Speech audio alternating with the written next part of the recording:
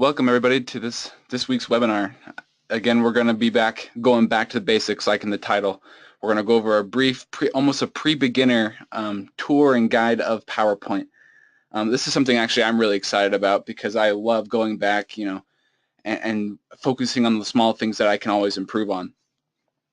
Well, let's get to it. Let's not waste any time.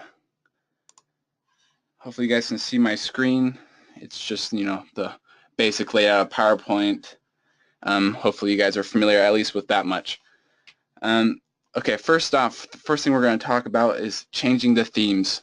Again, all these things are going to be simple, so hopefully you're getting into in the simplicity of this webinar. Okay, so to change a theme, we go up to Design, and you see along the top all these different themes, and we'll see live previews as we hover over each theme. One I always love is this one right here. It's called Slice. So if you would want to use that one, you just click on it, and if you look to the right, we see different variants. We see an orange variant, or a yellow-orange, an orange, a green, and these are, again, you can drop these down. You can go in depth. Again, there's so many different choices that Microsoft gives us that it's so overwhelming at times about all the choices that we can choose. You also have a drop-down arrow right here of even more themes, and of course, which each themes comes 3 or 4 variants a piece. So PowerPoint and Microsoft give us a lot of choices right off the bat of what we want to do.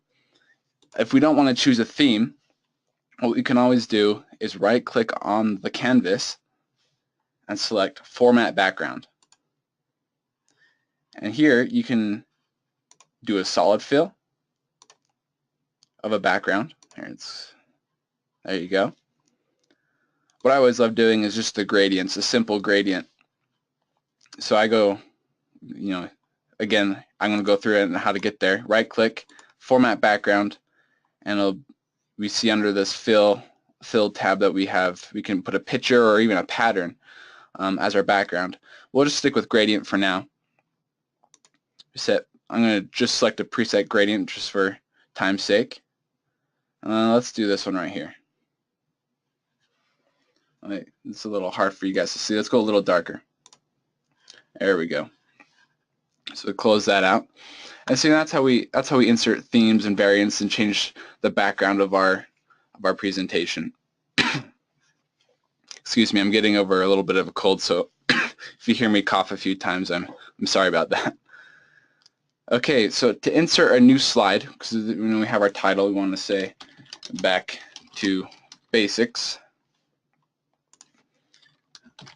in awesome webinar.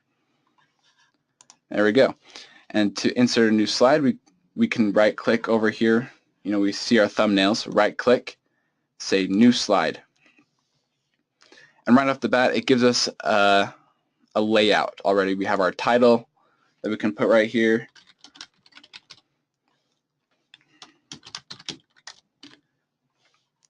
Then we can put our bullets. Hi, bye, hello.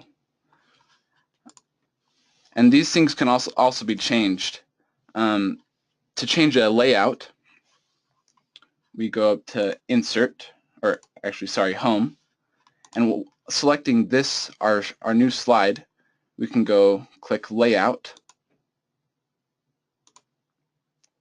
and we can choose different kinds of layouts that Microsoft PowerPoint has pre-built for us, so we don't have to go in and make it ourselves. But I'll show you the latter as well. So let's do to content. So you see right here, we've already added our content right here from this last layout, but it keeps the text that we had inserted. It just adds other text boxes for us to fill. And as you see these little hotspots right here, we can quickly insert a table, a chart, SmartArt graphic, pictures, online pictures, and even video. Let's insert a picture. So let's go online pictures. Sorry, my mouse is kind of on the fritz.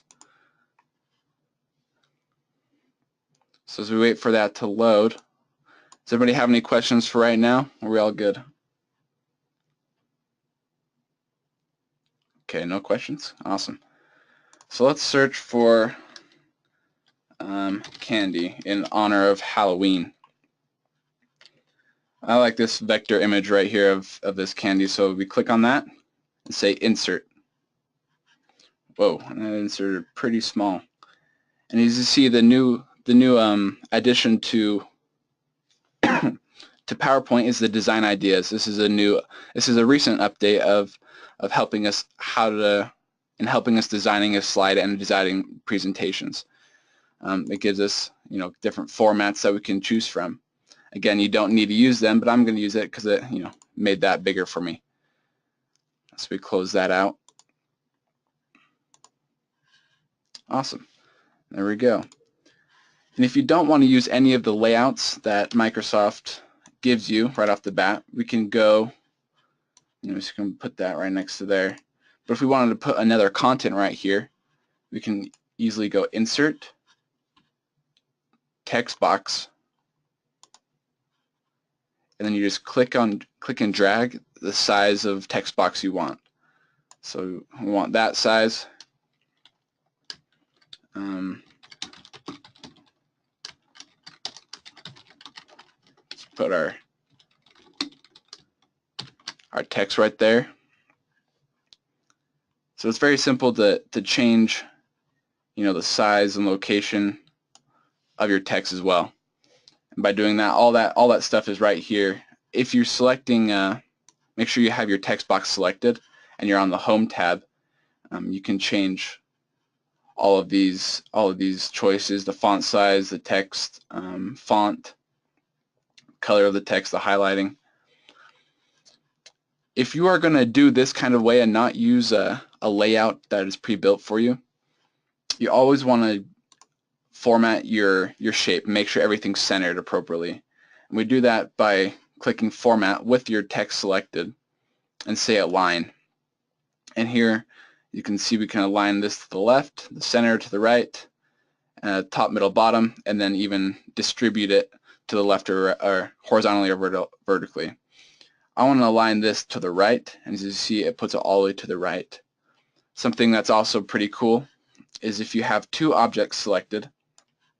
So let's say I want this graphic or this text to be on the same height as this new slide this new slide box. So I want this to be up here. One way you can do it is by selecting it and just moving it and wait until you see this little line. It's hard for me to show you because I have to. You see this little dotted line?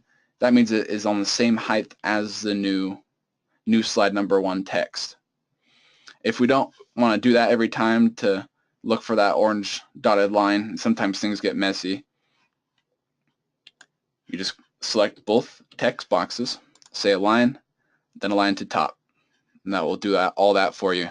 And again, you can put it on the same leftwards or align to the right of that text box, and it'll move everything. And it always moves the smaller text. So as you see, this text box is pretty big in comparison to the small one. It will always move the small one to the bigger object. So keep that in mind. Okay, next we are going to talk about inserting shapes. So to do that, I'm going to just go to another slide. I'll do a new slide. Oh, and as you notice, when you format the background of one slide, it doesn't put it on the rest. Themes do. Themes will apply to every single slide in your presentation. But when you format the background, as you see on these thumbnails over here, it only formatted to that back one unless you say apply to all. So I got here by right-clicking, format background, and then apply to all. And then it'll apply to all of these. And again, because I use the design ideas on this slide, it won't put it on here because we use the design ideas that were pre-built for us. So as you see here, we have our pre-built layout. For showing you how to insert objects, I'm going to delete these just for cleanliness. To insert a shape, go up to Insert, Shapes, and you see all these shapes and arrows and lines and things that are available for us to make and insert. So I want to insert an oval. So to insert an object, you click and drag, and you see that the ratio or the proportions don't lock unless you hold Shift. You hold Shift, and it keeps proportion the same, allowing you to create a perfect circle. Let's insert a different shape, and there's something cool I want to show you as well that not a lot of people, even more advanced PowerPoint users, know about. A simple thing we can do is after we select a shape, we can click. We don't even have to drag, and it'll automatically pop in our triangle right in there. I'm going to make this a little bigger. Overlap these two. And if you select both shapes and then go to the Home button, or sorry, Design, no, excuse me. So if you select both of these, go to Format, and there's this Merge Shapes tab. As you drop this down, you see we have a lot of different options like Union, Combine, Fragment, Intersect, and Subtract. Union will create one shape with those two objects. So as you see, it's no longer just a shape of a circle and a triangle, but it's this weird shape that we've now created because of that union choice that we selected. So I'm going to hit Control-Z and go back to the original. And I'm going to go to show you Combine. You see Combine, it makes it one shape, but it subtracts the portion that intersects. You see this portion right here. And then Fragment creates one shape as well. Or actually it doesn't. Sorry. Fragment will create three different shapes based on the intersections of your objects. Meaning, see here, because that was the intersection, we now have our own shape. This is our own shape. We got three shapes because we had intersected twice. Do we have any questions on that so far? Nope. Okay, awesome. So let's go to the next one, is Intersect. As you see, the normal is right there, and if we select Intersect, it will keep only the portion that is intersecting, which is kind of straightforward. The last one is Subtract. It will keep only a portion of that part that is intersecting. So this triangle was intersecting with that circle, but it subtracted everything but the portion that didn't intersect, if that makes sense. So as you see here, because this portion of the triangle is intersecting with the circle and the triangle is on top, Subtract will get rid of everything but the triangle that didn't intersect. And in doing this, you can create really cool shapes that you can use in, if you're a designer and you don't think PowerPoint has the power to do these kinds of things. It really does, and I've created some awesome graphics and presentations by using this tool. To format these objects, meaning to change their color, is really straightforward.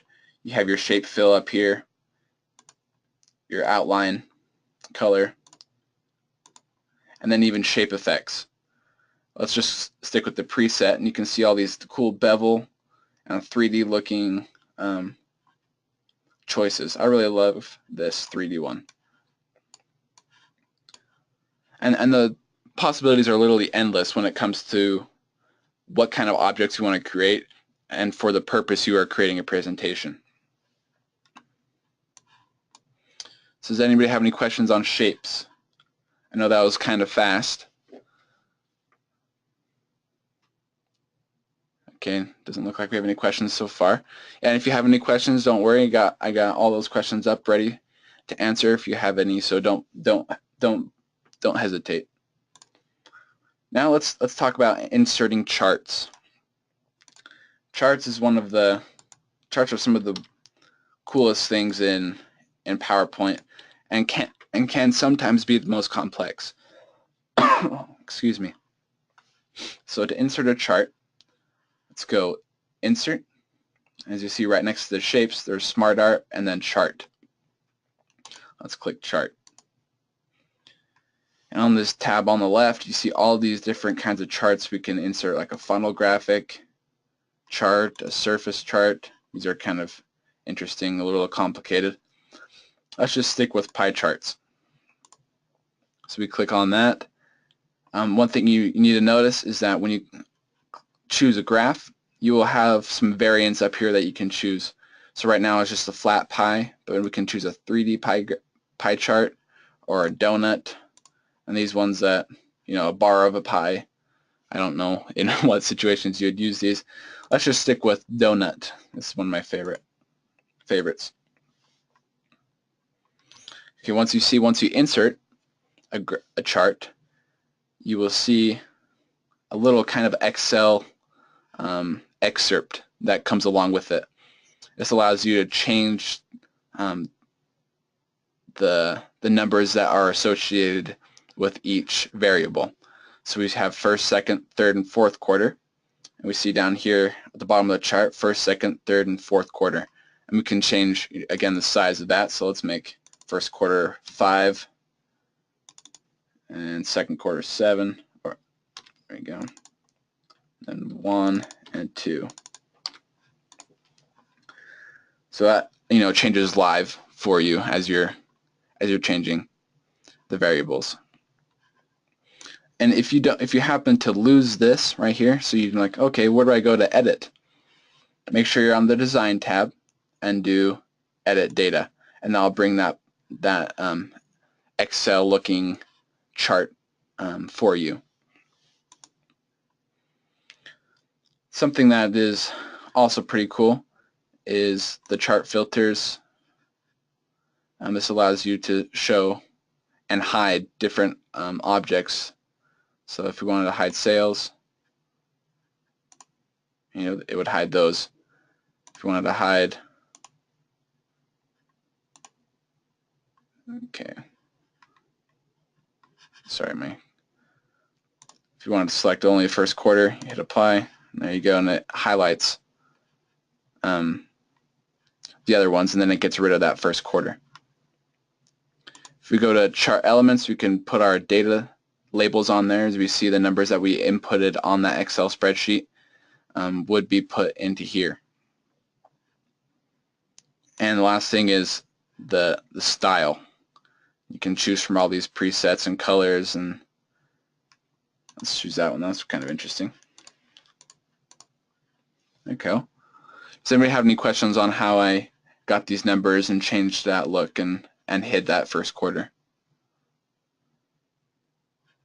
Nope. Okay, awesome. One thing I love doing is adding animations to my graphics and my charts. To add animation to an object, have your object selected, so the chart. Click up animations right here, and let's do fly in. You see that comes up from the bottom, the whole object does. We can change that to go from the left. You see it comes in from the left over here. I don't know how easy it is to see over GoToWebinar. It might be a little fast for you, so I'll slow it down. So let's try it again. There you go.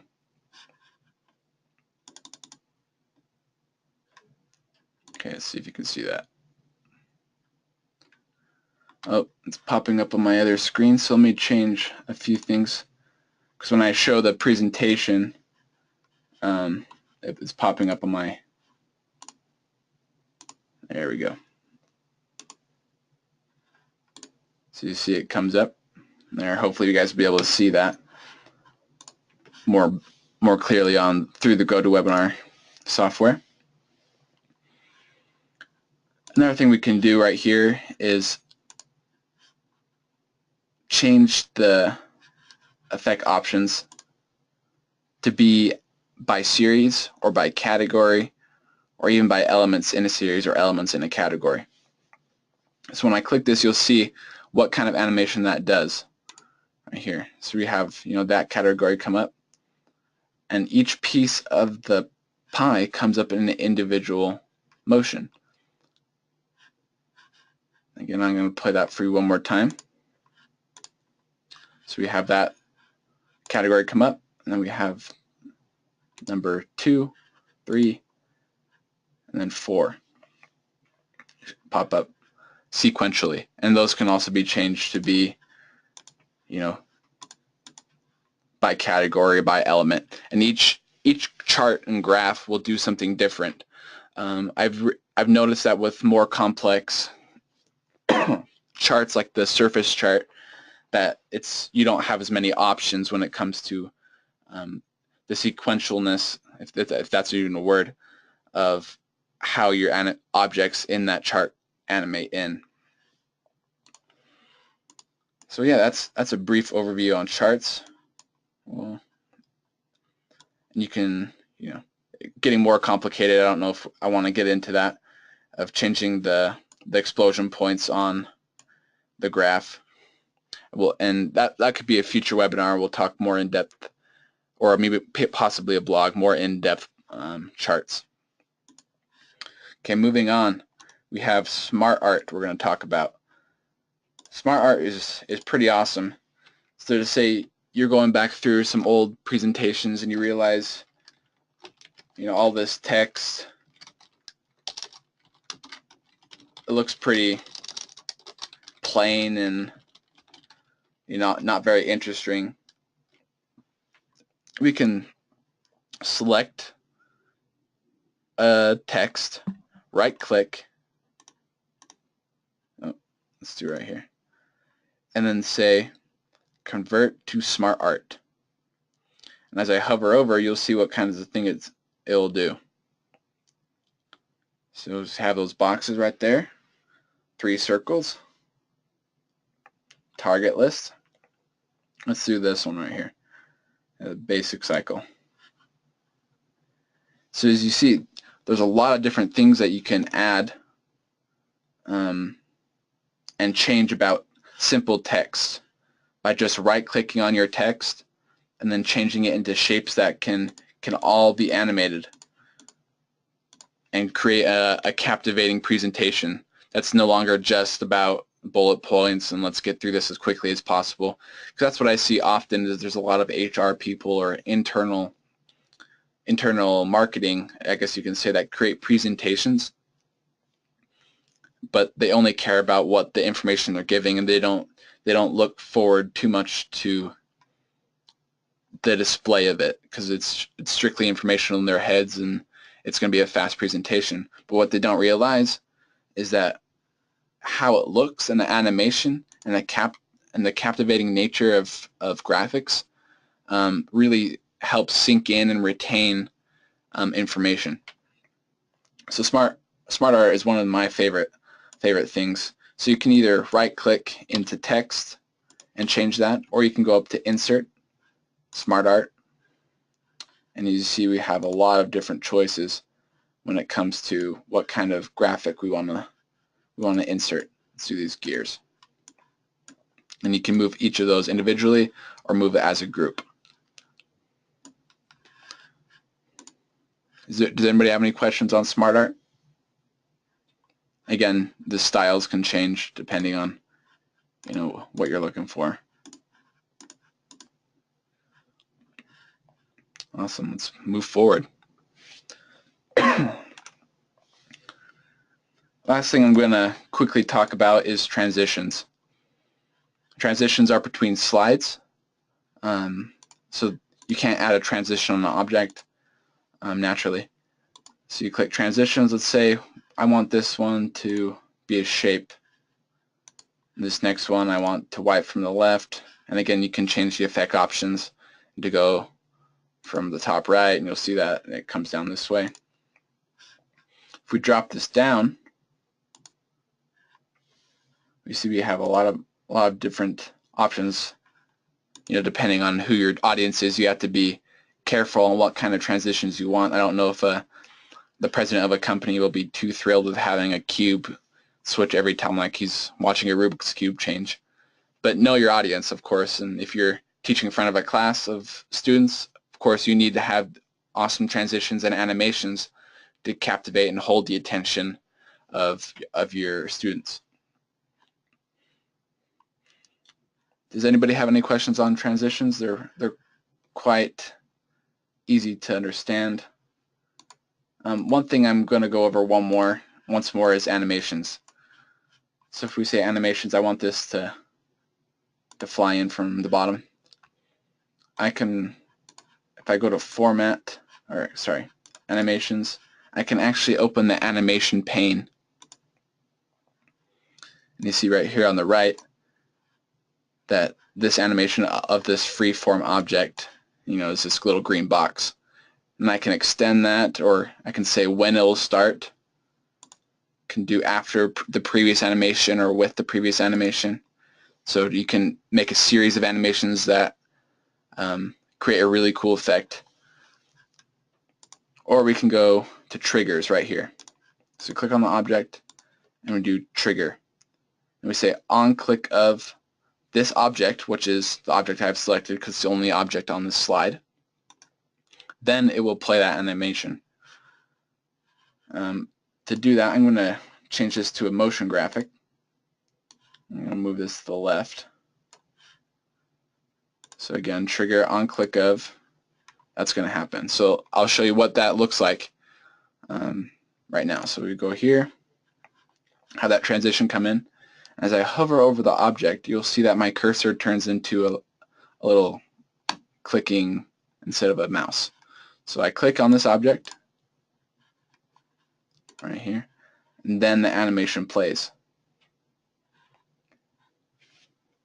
And it's one of, it's a really cool thing that you can do to create and influence the presentation based on your animations. And I'm going to show you a quick little thing here of an object that or a graph that I created, and then the animations associated with it. So we see as I hover over each one of those, it kind of extends out and then it fades in. And I can click whatever one I want, and all these are available to you. And this is a little more in-depth, but it can be as simple or as advanced as you want, depending on how you want to do it. And all those are possible through the everything that we talked about in this webinar is all right here. The animations, text boxes, themes, layouts are all right there. So that's kind of a major overview of what is possible with even the most simple of tools. So before we close, does anybody have any questions? No? Okay. Well, go check out Get My Graphics. We just uploaded 40 new graphics for you to edit and choose, and even more in our free graphics library, which is awesome. So all you need to do is sign up for a free trial, and then you get some awesome graphics to experiment with. So I hope that wasn't too simple for you guys. I know it's everybody's wishing for advanced, and we do have advanced webinars that you guys can go check out on our blog. But also go back to some simple things is really nice once in a while. So thank you guys so much for being here, and I hope you have a good rest of the day, and stay tuned for our next webinar next month.